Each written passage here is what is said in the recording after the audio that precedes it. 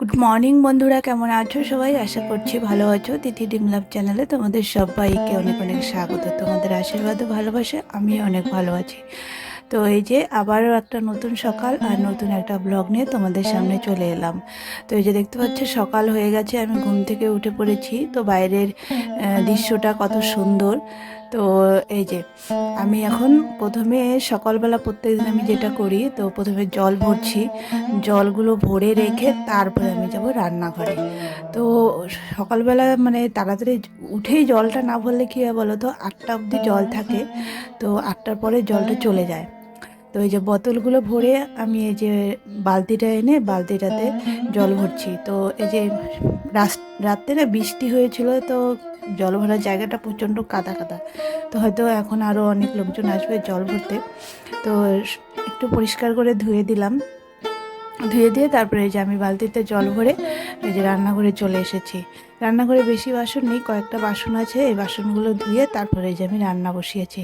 আজকে রান্না করব এই যে আলু করলা ভাজা, আর হচ্ছে এই যে আলু সেদ্ধ করে নিয়েছি। কালকের 2 পিস মাছ আছে, তো সেটা দিয়েই আলু দিয়ে ঝোল করব। তো চলো রান্নাটা সেরে নিই।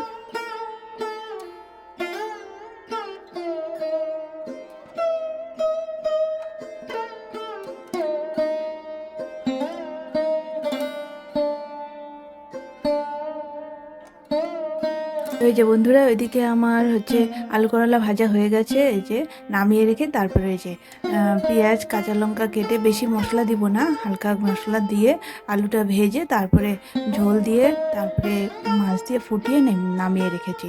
তো ওইদিকে রান্না হয়ে গেছে। এখন এই যে দুধ এনে রেখেছিল বর, সেটার দুধটা ফুটিয়ে তারপরে যে কালকে রাতের ভাত ছিল, তো সেগুলো দেখলাম খারাপ হয়ে গেছে, ঘামা ঘামা হয়ে গেছে, তো সেটা ফেলে দিব।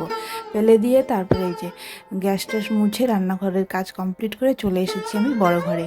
বড় ঘরে এসে বিছানাটা গুছিয়ে নিচ্ছি। তো সকালে আমি ঘরটা মুছে নিয়েছিলাম, বাসি ঘর ঝাড়ু দিয়ে ঘর মুছে নিয়েছিলাম, তো সেগুলো আর তোমাদের সঙ্গে শেয়ার করে নিই। তো যাই হোক, এই যে বিছানাটা গুছিয়ে রেখে তারপরে আমি যাব স্নানে। স্নান করে এসে আমি পুজো দিব। তো এই যে স্নান করে এসে আমি হচ্ছে পুজোতে বসে পড়েছি। না সরি, পুজোতে এখনও বসিনি, মানে ওই যে বাসি ফুল টুলগুলো ফেলে দিয়ে তারপরে মানে ঠাকুরের বাসনগুলো মেজে তারপরে পুজোতে বসবো। তো চলো। তো এই যে বন্ধুরা, এদিকে আমি বাসন মেজে নিয়ে এসেছি আর ঠাকুরের এই যে কাপড়টা ভালো করে ধুয়ে এনেছি। তো সেটা দিয়ে আসন দুটো ভালো করে এখন মুছবো, মুছে নিয়ে তারপরে আমি পুজোতে বসবো। তো এরকম আমি প্রত্যেক দিনই করি, তো আজকেও সেটাই করছি। তো এদিকে আবার গুরুদেবের এই যে কাপড়টা দেখলাম নোংরা হয়ে গেছে, মানে ধুলো পড়ে, তো সাদা কাপড় বোঝা যায়, তো ধুলোগুলো আজকে মুছবো কি ভাবলাম একবারে কাপড়টাই চেঞ্জ করে ফেলি। তো কাপড়টা চেঞ্জ করে নিচ্ছি। তো বন্ধুরা, তোমরা অবশ্যই কিন্তু আমাকে কমেন্ট করে জানাবে আমার ব্লগটা তোমাদের কেমন লাগছে। আর হ্যাঁ, তোমরা যদি কমেন্ট করে জানাও যে আমার ব্লগটা তোমাদের ভালো লাগছে, তাহলে আমার মানে একটা উৎসাহ বাড়ে, বুঝছো?